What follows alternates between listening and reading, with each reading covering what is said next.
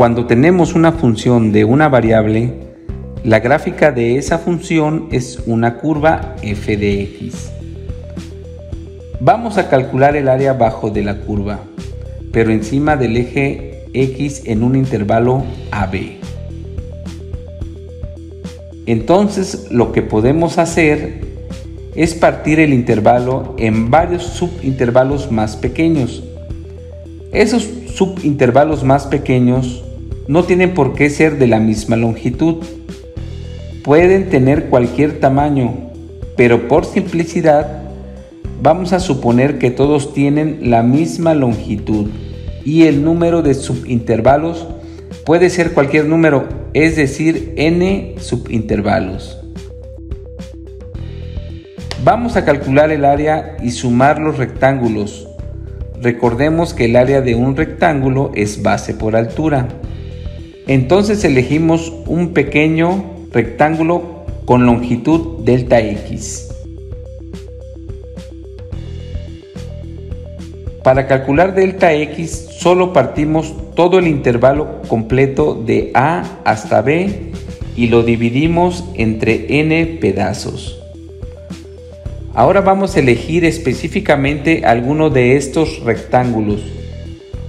Por ejemplo, un punto cualquiera lo llamamos xy de este rectángulo en la gráfica, para que sea precisamente la coordenada xy y calcular el área de nuestro rectángulo.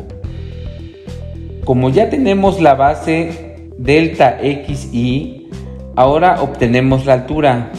Vamos a utilizar la función f de x, porque recuerden que la altura de una coordenada es igual a evaluar la función en ese valor de x. De hecho, en la gráfica se observa que cada rectángulo tiene una altura diferente y esa altura depende de la forma que tiene la propia gráfica de la función.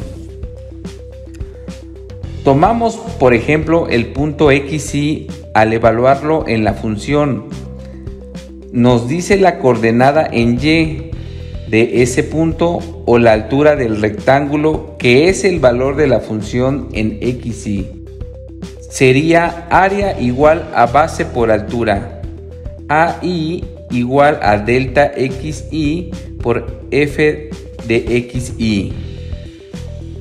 Por simplicidad podemos decir que AI es igual a f de xy por delta xy.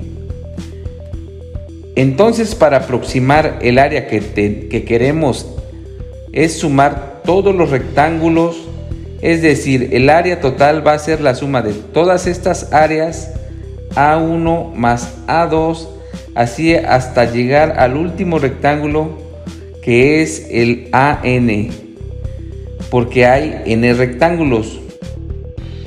Ahora esta suma de aquí se puede abreviar mediante la notación sigma. Esta notación nos ayuda precisamente a representar sumas que contienen varios términos, pero mediante una expresión. Así, más corta es la expresión que aparece un AI después de la sumatoria, y en la parte de abajo de la misma aparece un i igual a 1 que nos dice cuál es la variable que va a ir cambiando en la suma. En este caso, AI igual a 1, luego le sumamos 1, entonces AI igual a 2, y así continuamos sumando uno por uno todos los términos hasta que llegamos al último, que es n en este caso. Entonces el último sería a la n. Recordamos que el área del rectángulo, el cual calculamos anteriormente, es f de xy por delta de xy.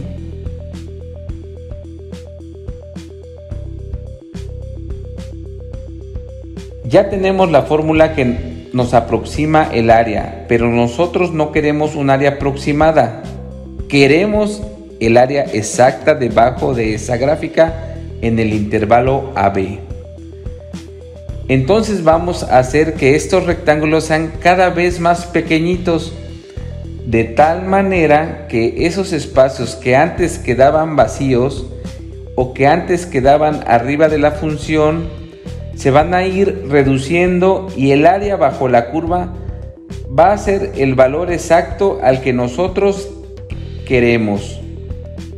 Vamos a considerar cada vez más rectángulos, es decir, vamos a hacer que el número de rectángulos n tienda a ser infinito.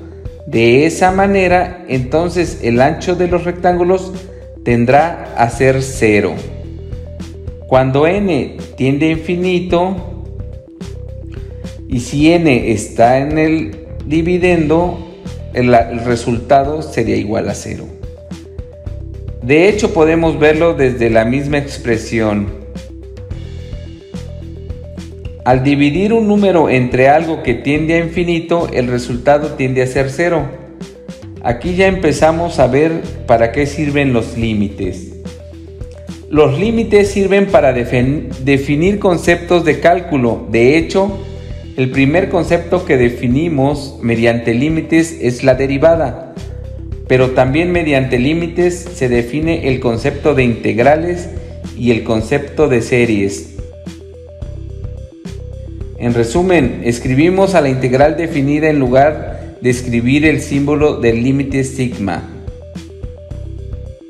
Mejor lo representamos con la anotación de Leibniz, que es esta S alargada, indicando aquí los límites de los intervalos que van desde A de la integral hasta B y el diferencial con respecto de una variable.